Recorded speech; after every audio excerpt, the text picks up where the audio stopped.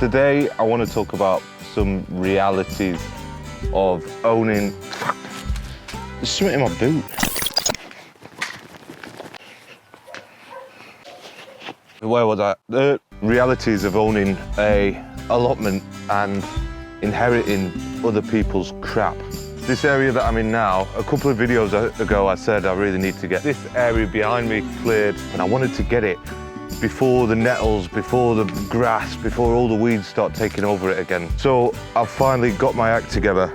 I got here at 6:30 this morning, and I think I've spent the last 3 hours just digging up couch grass, smashing pallets to pieces, what were just thrown into this area, digging up nettles, building a fire, just constantly feeding that with all the scrap wood that had been thrown over here. I've just spent the morning in the muck, really. Yeah, it was just so full of rubbish, plastic, glass, asbestos, weeds, wood. Everything that you can think of that you don't want in the ground was in this ground here. So I think I've really started to get on top of it now. And then hopefully in the coming weeks, then I might be able to actually start building the shed that I was talking about building on this area here. This is what it's really like to own an allotment, I think.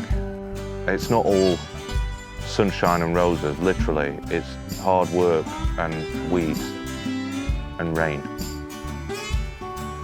But we're getting there. And just while I am still moaning, you might think, oh yeah, why don't you do the no dig gardening method? Well, this area that I'm stood in now, I covered it in cardboard, double corrugated cardboard sheets, thick, a good few inches of, I'm talking, yeah, 3 or 4 inches of this nice wood chip straight on top, but all we've got here is couch grass. And I'm not saying that the no dig method doesn't work, but it certainly doesn't work for me. But yeah, I've finished moaning now. I am going to do something productive instead. Last weekend I came up here and I got a good couple of hours on the garden. Being the drunken idiot that I am, I did record building these and I managed to make a short video out of it, but I didn't connect the microphone properly, or I pressed the mute switch and it just didn't go right. So that's why you've not seen me actually build these, but I'm pretty happy with how they turned out. This area of the garden here I've now named Dead Dog's Corner, appropriately because of the dead dog's remains that I found in the ground around the rhubarb patch, but that's enough of that. Other things going on, the rhubarb that I was talking about a couple of weeks ago that I replanted in that same Dead Dog's Corner area, that's started really coming on now, and I think when I made the video I said end of April we might be able to get a harvest out of that, and we're about 2 weeks away from the end of April now, and fingers are still crossed for that.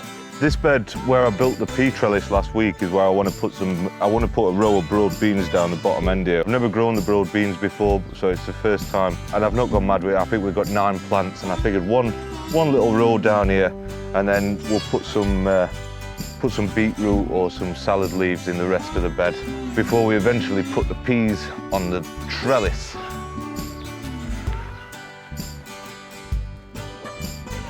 So these are those broad beans that I started in the first video that I made for this channel, really. And I think they've been in mid-March. Yeah, it'd have been mid-March, so we're, like I said already, mid-April now. We've got beans. Well, we've not got beans, we've got some seedlings that are ready to go out, I think. I think this will be the first thing this year that I'm putting out.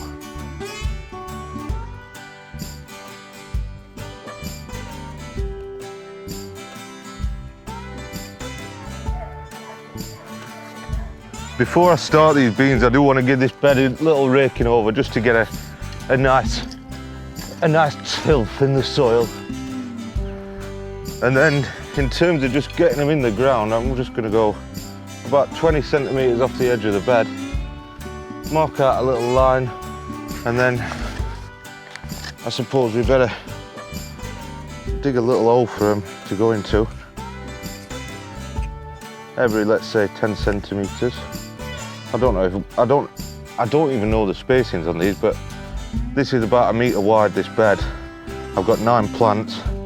If I go every 10 centimetres, then I'm going to get them in, aren't I? So let's tip these guys out, hopefully one at a time.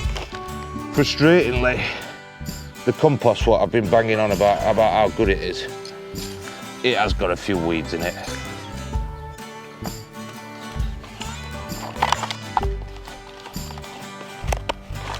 Look at the roots on them bad boys. I'll just pick out the weeds that have sort of crept into my special mix.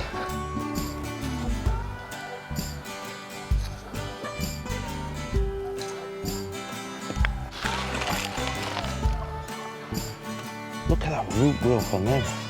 You can see the seed look still attached to it. That's cool.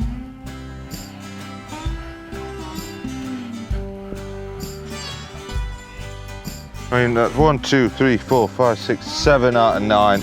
They're them weeds what I'm talking about. They're horrible little things. And every bit of compost has got some of them growing in it, which is annoying, but lesson learned, eh?